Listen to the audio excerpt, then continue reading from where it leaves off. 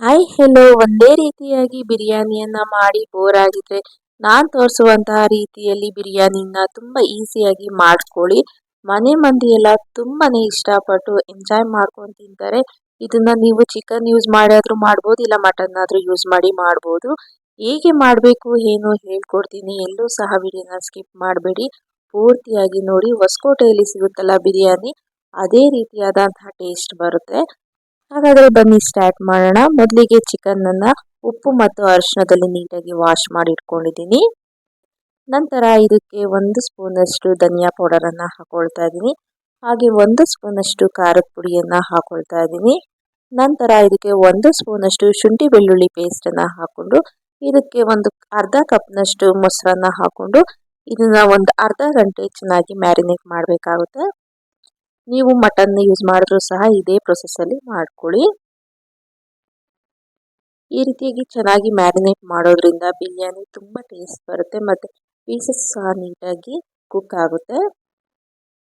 ನೋಡಿ, ಇದನ್ನ ಚೆನ್ನಾಗಿ ಮಿಕ್ಸ್ ಮಾಡ್ಕೊಳ್ಳಿ. ಮಿಕ್ಸ್ ಮಾಡಿಕೊಂಡು ಒಂದು ಅರ್ಧ ಗಂಟೆ ಮ್ಯಾರಿನೇಟ್ ಆಗೋಕೆ ಬಿಡೋಣ.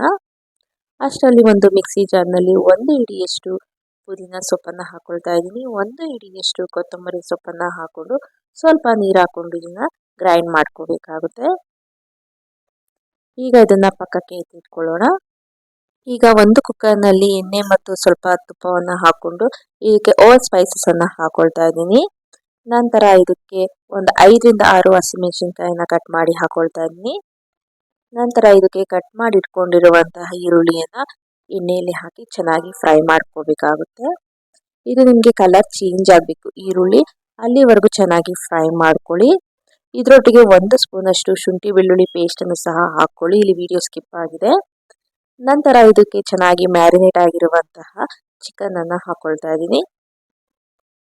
ಚಿಕನ್ ಅನ್ನ ಹಾಕಿ ಒಮ್ಮೆ ಚೆನ್ನಾಗಿ ಫ್ರೈ ಮಾಡ್ಕೊಳ್ಳಿ. ಇನ್ನು ನನ್ನ ಚಾನೆಲ್ನಲ್ಲಿ ಸುಮಾರು ಕುಕಿಂಗ್ ವಿಡಿಯೋಸ್ಗಳು ಮತ್ತು ಲಾಗ್ಸ್ಗಳನ್ನ ಅಪ್ಲೋಡ್ ಮಾಡಿದ್ದೀನಿ. ಅವುಗಳನ್ನು ಸಹ ನೋಡಿ ಹೇಗಿದೆ ಕಮೆಂಟ್ ಮೂಲಕ ತಿಳಿಸಿ. ಇದನ್ನ ಒಂದು 10 ನಿಮಿಷ ಚೆನ್ನಾಗಿ ಫ್ರೈ ಮಾಡಿಕೊಂಡು ಇದಕ್ಕೆ ಈಗಲೇ ರುಬ್ಬಿಟ್ಕೊಂಡಿರುವಂತಹ ಕೊತ್ತಂಬರಿ ಸೊಪ್ಪು ಮತ್ತು ಪುದೀನ ಸೊಪ್ಪಿನ ಮಿಶ್ರಣ ಏನಿರುತ್ತಲ್ಲ ಅದನ್ನ ಆ್ಯಡ್ ಮಾಡಿಕೊಂಡು ಇದನ್ನು ಸಹ ಒಟ್ಟಿಗೆ ಒಮ್ಮೆ ಚೆನ್ನಾಗಿ ಮಿಕ್ಸ್ ಮಾಡ್ಕೊಳ್ಳಿ. ನೋಡ್ತಾ ಇರ್ಬೋದು ಕಲರ್ ಏನು ಸಖತ್ತಾಗಿ ಕಾಣಿಸ್ತಾ ಇದೆ ಅಂತ. ನಂತರ ಇದಕ್ಕೆ ಒಂದು ಟೊಮೆಟೊನ ಈ ರೀತಿಯಾಗಿ ತೆಳ್ಳಗೆ ಕಟ್ ಮಾಡಿ ಹಾಕೋಬೇಕಾಗುತ್ತೆ. ಇದನ್ನು ಇದರೊಟ್ಟಿಗೆ ಹಾಕಿ ಒಮ್ಮೆ ಚೆನ್ನಾಗಿ ಮಿಕ್ಸ್ ಮಾಡ್ಕೊಳ್ಳಿ. ನಂತರ ಇದಕ್ಕೆ ಬಿರಿಯಾನಿ ಮಸಾಲ ಪೌಡರ್ ಅನ್ನ ಆ್ಯಡ್ ಮಾಡ್ಕೊಳ್ತಾ ಇದ್ದೀನಿ. ಇಲ್ಲಿ ನಾನೊಂದು 2ರಿಂದ 3 ಸ್ಪೂನ್ ಅಷ್ಟು ಬಿರಿಯಾನಿ ಮಸಾಲ ಪೌಡರ್ ಅನ್ನ ಹಾಕೊಳ್ತಾ ಇದ್ದೀನಿ. ನಂತರ ಇದಕ್ಕೆ ಒಂದು 2 ಸ್ಪೂನ್ ಅಷ್ಟು ಮೇಥಿಯನ್ನ ಹಾಕೊಳ್ತಾ ಇದ್ದೀನಿ, ಕಸೂರಿ ಮೇಥಿಯನ್ನ. ಎಲ್ಲವನ್ನು ಹಾಕಿ ಒಮ್ಮೆ ಚೆನ್ನಾಗಿ ಮಿಕ್ಸ್ ಮಾಡಿಕೊಂಡು ಪ್ಲೇಟ್ ಅನ್ನ ಮುಚ್ಚಿ ಒಂದು 5ರಿಂದ 10 ನಿಮಿಷ ಬೇಯಿಸ್ಕೊಳ್ಳೋಣ. ಈಗ ನೋಡ್ತಾ ಇರ್ಬೋದು ಇದು ಚೆನ್ನಾಗಿ ಬೇಯ್ತಾ ಇದೆ. ನೀವು ಮಟನ್ ಆದ್ರೆ ಡೈರೆಕ್ಟ್ ಆಗಿ ನೀರನ್ನು ಹಾಕಿ ಒಂದು 3ರಿಂದ 4 ವಿಷಲ್ ಬೇಯಿಸ್ಕೊಂಡು ಆಮೇಲೆ ರೈಸ್ ಅನ್ನು ಹಾಕೊಳ್ಳಿ. ಚಿಕನ್ ಅಲ್ವಾ, ಸೊ ಹಾಗಾಗಿ ನಾನು ಡೈರೆಕ್ಟ್ ಆಗಿ ಮಾಡ್ಕೊಳ್ತಾ ಇದ್ದೀನಿ. ನಂತರ ಇದಕ್ಕೆ ನೀವು ಅಕ್ಕಿಯನ್ನ ಎಷ್ಟು ಹಾಕ್ತೀರಾ ಅದ್ರ ಡಬಲ್ ಅಷ್ಟು ನೀರನ್ನು ಹಾಕೋಬೇಕಾಗುತ್ತೆ. ನಂತರ ಇದಕ್ಕೆ ರುಚಿಗೆ ತಕ್ಕಷ್ಟು ಉಪ್ಪನ್ನ ಹಾಕೊಳ್ಳಿ. ಅದಾದ್ಮೇಲೆ ಈಗಾಗಲೇ ನೆನೆಸಿಟ್ಟಿರುವಂತಹ ಅಕ್ಕಿಯನ್ನ ಹಾಕೋಬೇಕಾಗುತ್ತೆ. ನಾನಿಲ್ಲಿ 2 ಲೋಟದಷ್ಟು ಅಕ್ಕಿಯನ್ನ ತಗೊಂಡಿದ್ದೀನಿ, ಹಾಗಾಗಿ 4 ಲೋಟದಷ್ಟು ನೀರನ್ನ ಹಾಕೊಳ್ತಾ ಇದ್ದೀನಿ. ನೀವು ಬೇಕಾದ್ರೆ ಇದನ್ನ ಬಾಸುಮತಿ ರೈಸಲ್ಲೂ ಸಹ ಮಾಡ್ಕೋಬಹುದು. ನಂತರ ಈಗ ಒಮ್ಮೆ ಚೆನ್ನಾಗಿ ಮಿಕ್ಸ್ ಮಾಡ್ಕೊಳ್ಳಿ ಇದನ್ನ. ಈಗ ಸ್ವಲ್ಪ ಹೊತ್ತು ಪ್ಲೇಟನ್ನು ಮುಚ್ಚಿಡೋಣ. ನಾನಿಲ್ಲಿ ಲಿಡ್ಡನ್ನು ಕ್ಲೋಸ್ ಮಾಡ್ತಿಲ್ಲ, ಈ ರೀತಿಯಾಗಿ ಪ್ಲೇಟನ್ನು ಮುಚ್ಚಿ ಮಾಡಿಟ್ಕೊಳ್ತಾ ಇದ್ದೀನಿ. ಮತ್ತೆ ಒಂದು ಸ್ವಲ್ಪ ಹೊತ್ತು ಆದಮೇಲೆ ಒಮ್ಮೆ ಚೆನ್ನಾಗಿ ಮಿಕ್ಸ್ ಮಾಡಿಕೊಂಡು ಈಗ ಪ್ಲೇಟನ್ನು ಮುಚ್ಚಿ ಅದ್ರ ಮೇಲೆ ಯಾವುದಾದ್ರೂ ಒಂದು ಭಾರವಾದ ವಸ್ತುಗಳನ್ನು ಇಟ್ಕೊಂಡು ಇದನ್ನ ಲೋ ಫ್ಲೇಮಲ್ಲಿ ನೀವು ದಮ್ ಕಟ್ಕೋಬೇಕಾಗುತ್ತೆ. ಈಗ ಇದು ಒಂದು 10 ನಿಮಿಷ ಆದಮೇಲೆ ಇದು ರೆಡಿ ಆಗಿದೆ. ಈಗ ಇದನ್ನ ತೆಗೆದ್ಬಿಟ್ಟು ತೋರಿಸ್ತಾ ಇದ್ದೀನಿ ಯಾವ ರೀತಿಯಾಗಿ ಆಗಿದೆ ಏನು ಅಂತ. ನೋಡ್ತಾ ಇರ್ಬೋದು ಬಿರಿಯಾನಿ ಎಷ್ಟು ಚೆನ್ನಾಗಿ ಎಷ್ಟು ಕಲರ್ಫುಲ್ ಆಗಿ ಆಗಿದೆ ಅಂತ.